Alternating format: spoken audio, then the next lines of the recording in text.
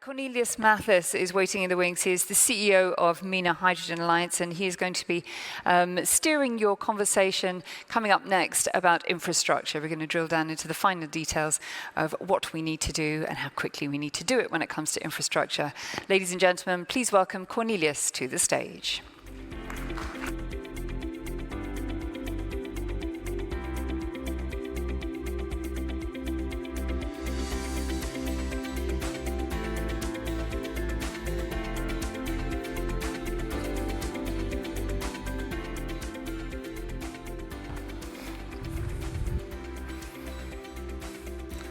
Hello everybody, that's a wonderful group here of people and so many things at COP, but this seems quite a concrete and profitable event, and glad to see so many of our partners here in the room. So thank you very much for having me, and delighted hopefully to have a concrete and fruitful discussion now on a few very relevant cases for hydrogen, on the offtake, on the technology portfolio, with a super high level group of people I'd love to invite on stage now. So with the MENA Hydrogen Alliance, just to briefly introduce myself. So the MENA Hydrogen Alliance was launched together with my colleague Frank Matthes just 4 years ago. As DI Desert Energy, we've been working for 15 years in the region, started as Desert Tech in 2009 when renewables was exotic and expensive. A little bit similar to hydrogen 7 years ago when nobody took us serious. But now it's become a big movement, and we are here together to make it happen. And we've seen things like Neom green hydrogen being kind of, originated out of our group, which we're very happy about. That's the thing, as an independent think tank, we are exactly working on, and we are covering, let's say, all emission-free technologies. Hydrogen is still in high request. And we have a group of approximately 120 partners from 35 countries. But let me maybe call my fellow panelists on stage, and I'm particularly happy also that Jorgo Chatzimarkakis, the CEO of Hydrogen Europe, is here, because with Jorgo we've been working on many different impactful things like the 2x40 gigawatt initiative together. And these are the kind of corporations that really can help to make things happen. So I would welcome Jorgo on stage, Bill, Craig, Parker. So please come up on stage, and let's start a cool discussion. And please do use the Slido option as well on the questions. I think that would be good to submit questions. I'd love to bring you in actively in the discussion here as well. So the Slido app is here. Please think about some cool, provocative questions and submit everything. Well, let's maybe start with a brief round of introductions. I would leave it up to you. I already mentioned to Jorgo, because Jorgo is very special for us, for all the work we did together. But maybe Jorgo, would you like to start introducing yourself? Many thanks, Cornelius. Pleasure to work with you. My name is Jorgo Chatzimarkakis. Indeed, Hydrogen Europe has been the association that has grown quite fast, doubled every year. 530 members in Europe and other parts of the world. And we are really happy to see this COP being, well, not a hydrogen COP yet, but 145 meetings on hydrogen says a lot, and we are happy to contribute. Thank you. That's impressive. Bill? I'm honored to be here today in this part of this distinguished panel. I'm President and CEO for Mitsubishi Power Americas, wholly owned subsidiary of MHI. And we have two business portfolios. One is our core business, power generation, and the other one is energy transition, where we have hydrogen development, PV solar development, and battery energy storage. So excited to be part of this panel today and talk about some of the real projects we have going on. Wonderful. Welcome on stage, Parker. Thank you so much. So equally excited to be here as well. I'm the CEO of Hyzon Motors. At Hyzon, we are a leading developer of hydrogen fuel cell technology, 2 decades of development in high power density fuel cells. We're putting those fuel cells into trucks today, on the road in commercial deployments in North America, Australia, and in Europe, and excited to hopefully expand into the GCC soon. So look forward to talking through where we are with our deployments today. Thank you. Kate? And I'm Kate Rich. I'm here representing the government of Alberta in Canada. and I work for the Environment Department, but closely, of course, with our energy and other colleagues. And if you don't know, Alberta is Canada's largest producer of hydrogen. We make about 2.5 million tons per annum right now, and we have the capacity to grow that to about 45 million tons per year. And so on the panel, I think our job is to really bring, what's the policy framework that could realize that? Thank you, Greg. Good afternoon. It's a privilege to be here, and I'm excited to share with you the project, the world's largest green hydrogen production and storage facility, phase 1. And I'll tell you about that here in just a second. I am the president and CEO and chairman of the board of ACES Delta. Thank you. We'll hear about your project a bit later on, I think, which is a super exciting one, including the storage. But yeah, anyway, let's maybe start with Bill. What sort of trends do you see in the global energy transition? And well, MHI has quite a well-diversified portfolio. You have different technologies, you have electrolyzers, you have, I think, even hydrogen turbines for power generation for the future. Would you like to elaborate a little bit on what you see in different technologies, and also in the US? I think that might be, for the audience, very interesting on IRA, because everybody's very excited to IRA, but it was a huge excitement when it was announced a bit more than a year ago. But I'd love to hear from you where we stand with IRA. Yes. Thank you, Cornelius. That's a lot to cover there. You know, the subject of today's panel session is about infrastructure, and it reminds me of a Japanese, an analogy for Japanese gardening, where it's called nimiyashu. And what they focus on is making sure that we're building a strong root structure so that when we move the plant at a later date, it has a high probability for success, moving it again and again. And I think that analogy applies to what we're doing today in infrastructure. We must decarbonize the current infrastructure we have, and then we must focus on taking very intentional decisions on how we build new infrastructure so it can be replicable. And so, you know, it's taken us 100 years to build the current carbon-based infrastructure that we have. And we have one of the largest challenges in front of us as a society is to reduce our carbon emissions and build a new low carbon-based infrastructure in less than 30 years.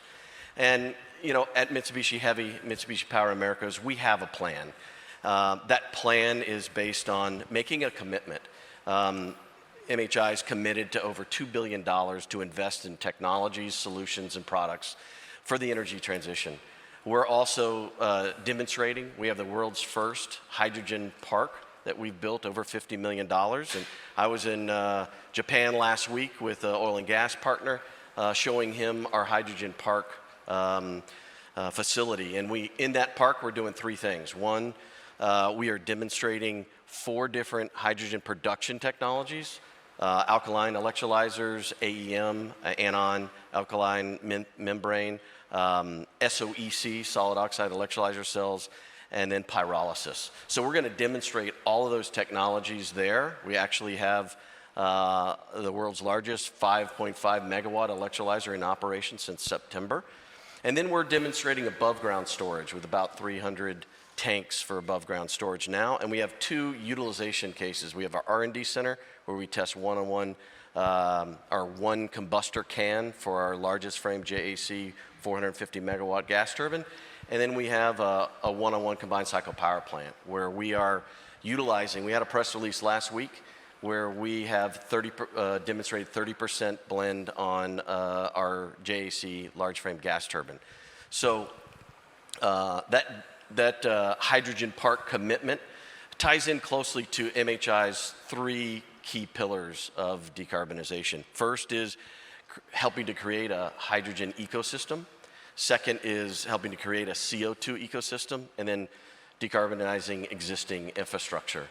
And, you know, one of the things I've heard this week is about, you know, I think we all agree on the why and the what we're doing. It's about really taking action. And my colleague earlier on the panel said, we must take action now. And it's about taking action with real projects. And We've got a couple real projects. One is the Advanced Clean Energy Storage Hydrogen Hub out in Delta, Utah, where we have blessed with a huge salt dome. And we have already drilled the first 2 salt caverns that store 150 gigawatt hours of energy in one single cavern. You can think of it as a huge battery. And so we will, this renewed project from Intermountain Power is shutting down coal, rebuilding with combined cycle, and will blend with 30/70 hydrogen up to 100% hydrogen. So real project that my colleague Craig will talk a little bit more about. And in terms of infrastructure that already exists, we've demonstrated with 0 modifications. All we did was bring in a hydrogen fuel mix, and we were able to demonstrate reducing carbon on a combined cycle power plant by 20% blend. So those are some of the things we're working on to really create this hydrogen ecosystem. Yeah, thank you, Bill. Well, it sounds really exciting, and maybe let's come to IRA a little bit later. But as you already referred to the project, let's maybe bring in Craig. And I think most of you probably read some press about this exciting project with a huge underground storage component in the salt cavern, which is very relevant. We elaborated on this as well in some of our studies, because in Europe, that's the future for terawatt-hour storage, obviously underground, low-cost salt caverns. So Craig, could you please explain us a bit more about your project close to the Rocky Mountains? Absolutely, thank you, and thank you, Bill. That was a great lead-in.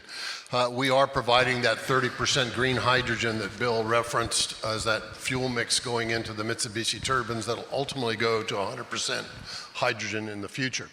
Some numbers. Those electrolyzers that we're currently installing will require 220 megawatts of renewable energy, and they will produce 100 tons of green hydrogen per day.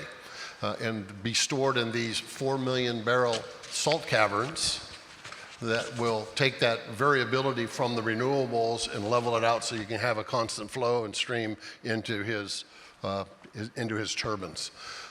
We're clearly excited about it. We're about 50% complete. The project will be online first quarter 2025, so it's right around the corner, and then we hope to do phase 2, 3, and 4. But what's really important is the knowledge that we're gaining from the integration of these various technologies. And you've heard a lot of people talk about these are all tried and true technologies. That's correct. But at this scale and magnitude, bringing them all together, including the salt caverns to get that storage component, it has not been done before, and we're doing that. And so taking that knowledge and the economics that come from that, we can then apply it to the industrial decarbonization, as well as transportation. And very quickly, Mitsubishi is our partner and investor in ACES Delta, and just recently, 3 months ago to be precise, Chevron became the largest investor in our company, and they've been an outstanding contributor, and Mitsubishi is the best partner in the world, I'll tell you that. Without them, this project never would have occurred. And so, just got to give you that, Bill. So I'll buy you a beer later. You got it. Thank you. Yeah, well, I think there is a few existing underground storage in the US, I think in Texas, and is it in Alabama? So underground storage of hydrogen is nothing new, right? It's being done today. There is some underground storage in salt currently down in the Gulf of Mexico. There's a very extensive hydrogen pipeline down there as well. So again, there are thousands of salt storage facilities around the world. That part's not unique, but putting all of the various pieces and parts together for green hydrogen or hydrogen in general, that part is relatively new, especially out west. Very good. Now, that's I think very exciting. Good luck for the further development and the different phases. Well, Jorgo, you had the European Hydrogen Week just 2 weeks back. I think there were a few important announcements by Ursula von der Leyen. Would you like me to update us briefly? And the topic for today is also infrastructure. I think there was an update on the European hydrogen backbone as well. First of all, let me thank you guys here for presenting something fantastic. I mean, you are doing already now what is the big elephant here in the room of this COP. You saw the tripling of renewables, tripling of nuclear, doubling of energy efficiency. Where's the grid? Where's the storage of this? This is something that people don't come up with. Promise you, next COP, this will be at the center. So this is already, hydrogen is already somehow here present, and you show already with your American, Japanese pragmatism how this is done. So the Europeans are less pragmatic. They like regulation. They like to start with regulation first before the market starts. You do it the other way around. And this is why we see a lot of projects on, so to say, on the screen and in the pipeline, but only 5% FID globally. But most of the projects are in Europe, and they wait for a de-risking initiative. So how to de-risk?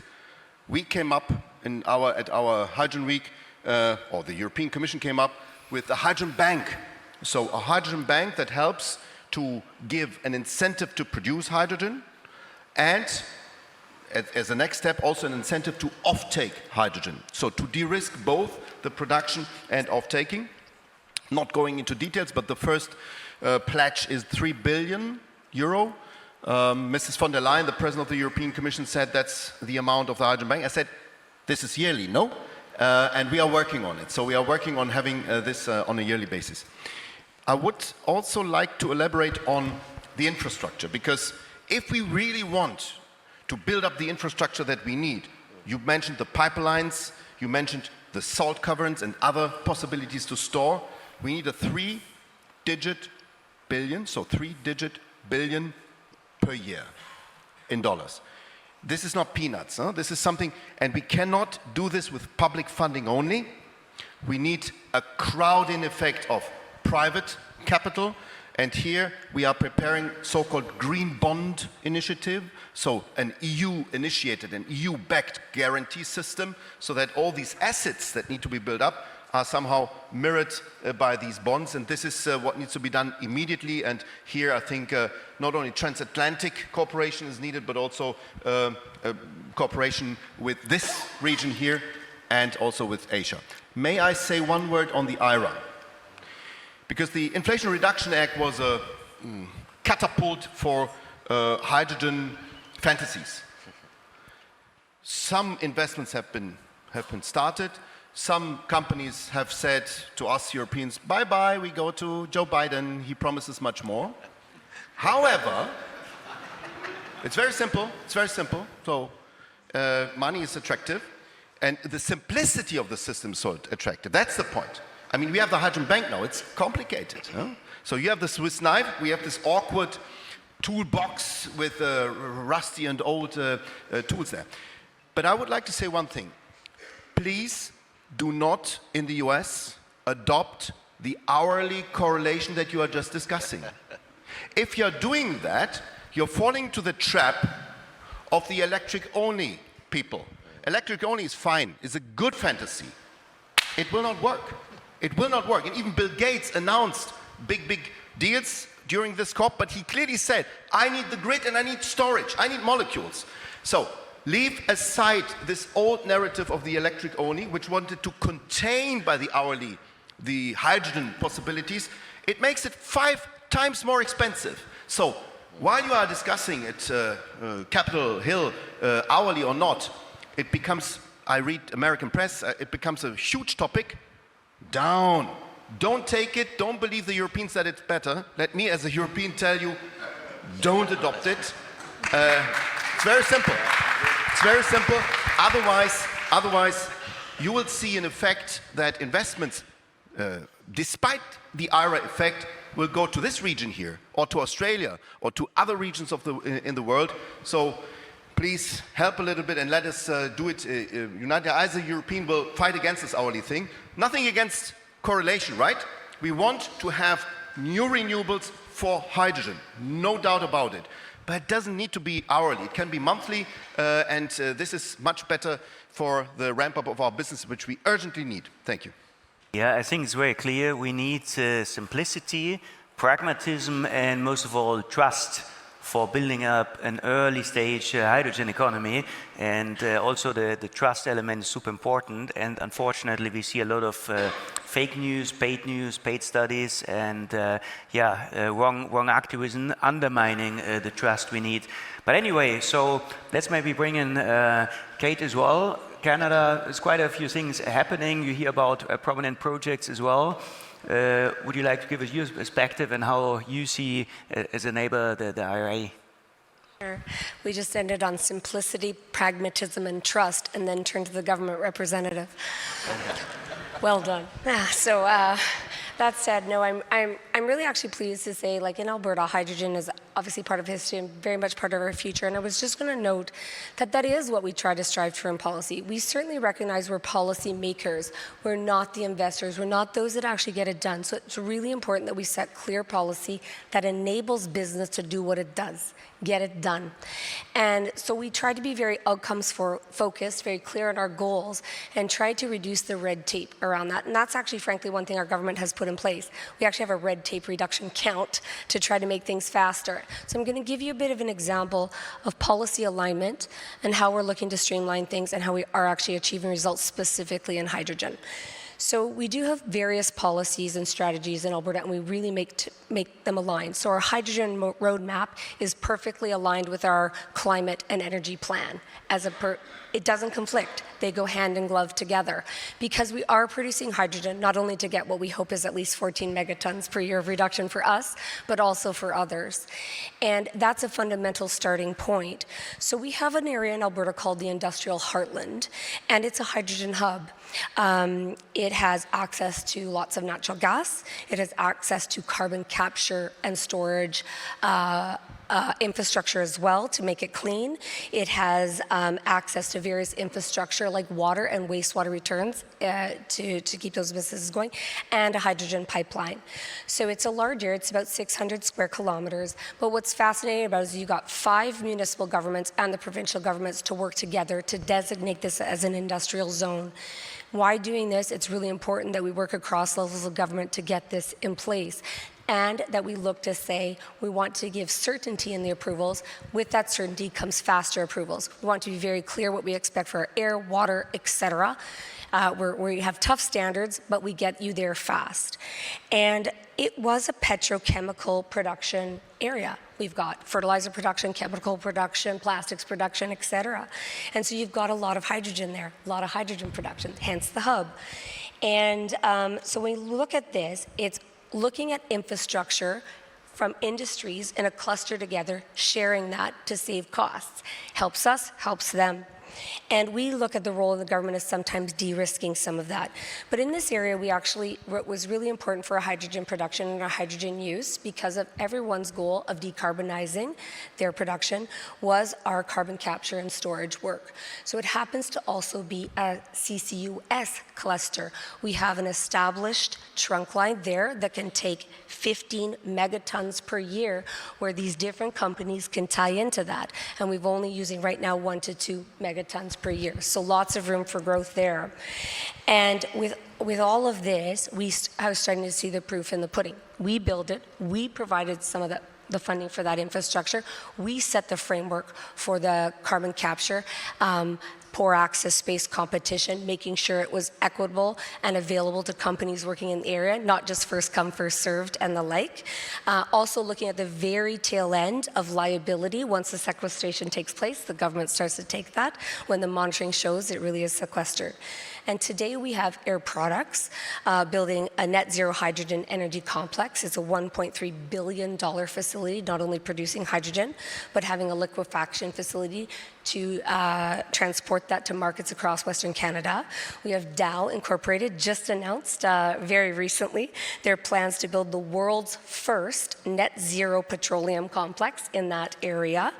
And we also have Imperial Oil building Canada's largest renewable diesel refinery. These are just some examples that rely on hydrogen, rely on clean hydrogen, and rely on shared infrastructure. But that's not enough. This is a panel about infrastructure and relying on that. So when you have your streamlined authorizations, your businesses that actually understand hydrogen, actually understand energy, you start to see the spin-offs into society. So in that same area, we have ATCO blending hydrogen into natural gas for heat for 2,100 homes at a 5% rate pilot. We have our international airport bringing in 100 hydrogen vehicles and fueling infrastructure.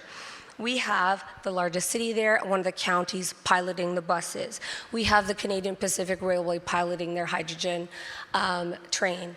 So much is going on. Now, it doesn't happen just because, ta-da, there's a great piece there. Some, frankly, government supports are needed because if hydrogen is to occur, we recognize affordability matters, security matters. And so we have two main areas where we provide the investment funding. We use some of our industrial carbon pricing revenues to support this transition and support these hydrogen projects, to de-risk some of this technology. It's really important that folks know it's safe. But we also have a petrochemical incentive program that will support hydrogen production by providing a 12% grant rebate for 12% of your capital costs once it's built and operating. Yeah, thank you. That's quite a lot of information here and a lot of synergies, hopefully. I'm sure you can have a good conversation, or you probably already have, with the east coast of Saudi Arabia, with UAE, where all the technologies you mentioned, they play quite a relevant role. For example, in UAE here, which has since 6th of November, so yesterday, a month ago, this first country, a federal national hydrogen strategy. So, well, let's bring in, I would say, Parker, the CEO of Hyzon Motors. I've seen you've signed an agreement with Newsom, which is pretty interesting. We work a lot with Newsom as well. But I'd love to hear from you. Hyzon is very known for hydrogen mobility, but maybe you want to update us a little bit on how you see the development. I'd love to hear you on IRA as well, on implementation, because I think the devil lies in the detail. And while I always ask myself, is IRA actually being implemented? I think there are quite a few question marks still, isn't there? That's right. No, well, first, what you've heard on the stage thus far is exactly what we, as a fuel cell technology developer and right now a deliverer of fuel cell trucks, needs, which is fuel to come to market with projects that make sense, supported by policy and subsidy while we all need it, to scale, to get off subsidy as fast as we can, right? So that's happening. And the positive news from our side is the technology is ready, the customer is demanding it, that demand is growing towards fuel cell. The more our large fleets that haul heavy stuff, longer distances, even in back-to-base applications, try battery trucks, they want more fuel cell trucks because the battery trucks don't go as far as they think they will, particularly in cold weather, up and down hills. And we're putting that to work. So from trials now to commercial deployments in North America, Australia, New Zealand, and in Europe. We've deployed 15 trucks commercially to customers. We've run 22 major trials in North America, including a great program in Alberta, where we did our cold weather testing, froze the truck in minus 30 C, figured out how to unthaw it, and then it ran beautifully for a year now through many major fleets. That we have progressed now from trials getting hundreds of thousands of kilometers of experience with our fleets to commercial deployments, because in certain parts of the world there are regimes that work, that bring all this together, close to diesel parity today. And there's some cases where our trucks are performing near cost parity in certain elements without the use of subsidies. So one example, we deployed the first refuse fuel cell truck in near Sydney. That truck's been running for a month flawlessly and is experiencing operating costs in Australian dollar terms that are the same as the ICE comparable without subsidy today. Now, you can't do that in the US. You can't do that in Europe today because of the cost of hydrogen and because of some other factors. But the point is that the technology is ready, it works, the customers want it, but there are frictions. So to go back to the Inflation Reduction Act, right? There's still a lot of debate, a lot of shaping the Treasury has to do to make sure that's actionable. And it affects my other panelists maybe more than us in some parts of that. But we have a vested interest in making sure that the production tax credit is done in a way that actually stimulates projects, that the hourly matching that was talked about before and things like that don't get in the way of bringing fuel to market the way that it should. But there are other elements of it that we think will have an impact. For instance, in the IRA, there is a $2.3 billion pool of money for zero-emission port equipment. That is for drayage trucks, and it is for fueling infrastructure as well, is a part of that. That should be awarded starting in December of 2024, up to $500 million grants per port, and we're helping shape a few of those. So we're very excited about the drayage application. We're very excited about many back-to-base use cases where, again, what our customer experience is showing them is that fuel cell trucks can work, and in many cases they can do more of their route tree than they think that it could before, better than battery trucks can. So IRA is being implemented, and you refer to specific possibility also on the mobility side, hydrogen mobility. So that is becoming reality because it's also, well, potential political changes looming. So how do you see all of this, the risk of implementation and the ease of implementation? Yeah. So and the ease of implementation is a very key factor because, again, when you look at the use cases that we think can go first, a great example, again, is port drayage. Why is port drayage so important? It's a big circle back to base use case. You can put fueling in one location. Some of these ports in the US have 20,000 trucks operating in them. It's one big customer. However, 80% of those trucks are small fleets. Small fleets cannot deal with $30 a kilogram fuel. They just won't do it, right? And so if we can't get to a better economic option for these fleets, where 2/3 of the heavy-duty trucks in the US are small fleets, you will not have the impact, you will not have the pace, and you will not unlock some of these use cases that are best suited. We have to make it easy, we have to make it economic, and we also have to hold a high standard for all of us that we're working to get off subsidy in a reasonable time. Yeah. Will, what is your perspective on the IRA? How do you see implementation as well, considering a potential political change? Yes, the IRA is really a forcing function in the United States, and as you mentioned, it really has helped provide many companies and businesses to partner and chart a path to decarbonization. We recently were announced in 2 hydrogen hubs, for one in the Gulf Coast of by Texas in the high velocity hub, and in the Pacific Northwest, we're in another hub. So one of the things we're focusing on is developing projects in both of those hubs, just like we did out in Delta, Utah with ACES Delta. And the funding from the IRA will help drive these projects to reality and the BIL. I agree with you on the fact that the hourly matching, how that works, is going to have a big impact on how renewables play in this, and the cost of those renewables play, and being able to deploy electrolyzers at a high capacity factor. That's important. So the government funding really is a strong driver to help really drive collaboration, new technology development, utilization of these large projects. One of the things that's great about the ACES Delta project is that was pre-IRA. And we made the economics work pre-IRA. Now post-IRA, it really accelerates the next phases of the project, as Craig was mentioning. Yes, very encouraging to hear. Thank you for the statement. Jorgo, this week an agreement was signed between Egypt, northwest of Egypt, and Greece for a merchant subsea cable. That's an interesting one. So it referred to the fact that we need public-private partnerships for the well-needed infrastructure, and we launched this initiative last year at COP27 for an Eastern Mediterranean hydrogen infrastructure. But how do you see the infrastructure aspect evolving? Because I think there is a few pipelines in the Mediterranean. I think also potential repurposing between Tunisia and Italy is a project of common European interest, right? Absolutely. Let me start with the cable. Wonderful. Cable between Egypt and Greece. Perfect. Would there not be the problem with the Greek grid, the power grid? It's too small. Will not help it. That's why a lot of hydrogen projects on the islands, but especially in Crete, the island I know best, but the rest of Greece will help to balance out this pressure that comes from Egypt, and to have then trucks, Hyzon trucks on Cretan roads, because there will be a lot of hydrogen available. Let me come to the pipelines. We have a quite good connection, pipeline connection between the northern part of Africa in the Western Mediterranean. So when it comes to Morocco with Spain, Algeria with Spain and Italy, in the eastern part that you mentioned, and we are here in a region that will produce lots of hydrogen, that needs a cheap transport transition to transportation towards the European Union. There we are missing this pipeline.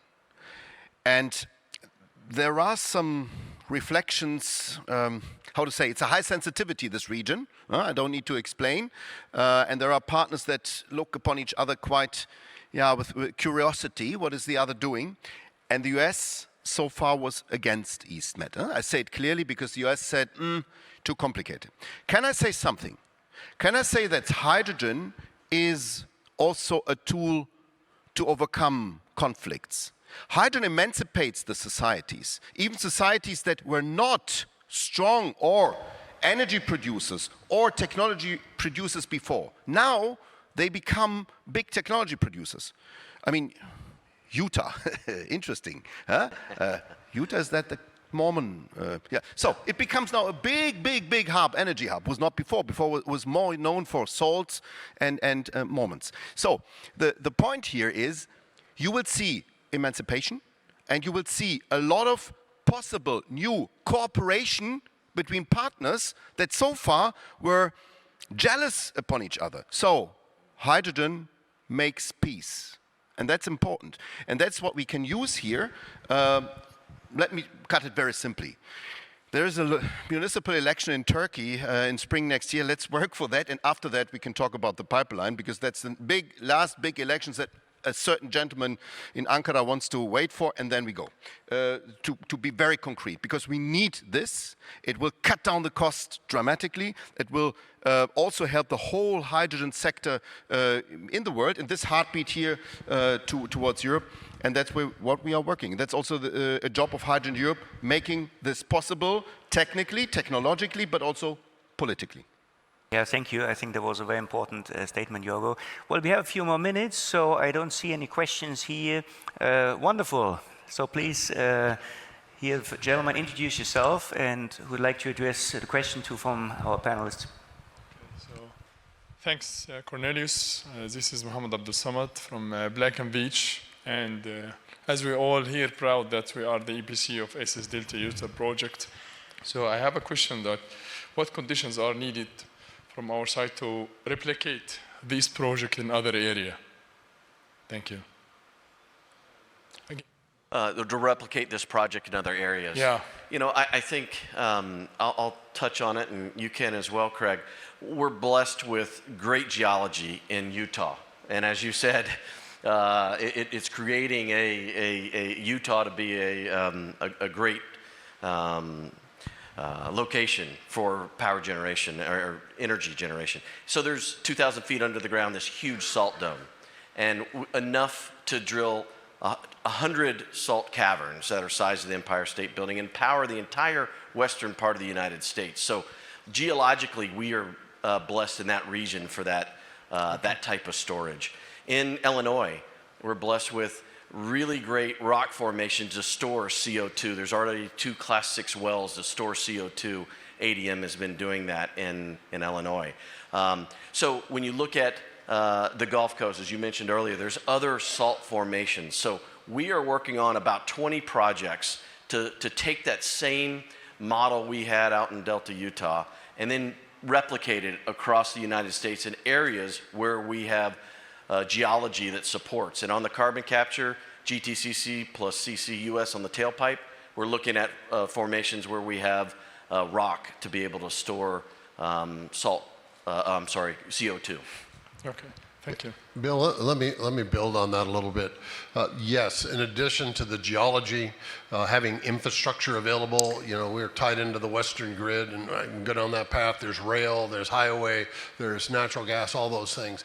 But I think an area that really needs to be emphasized here, these projects are very complex, right? And there's a lot of risk to be spread around.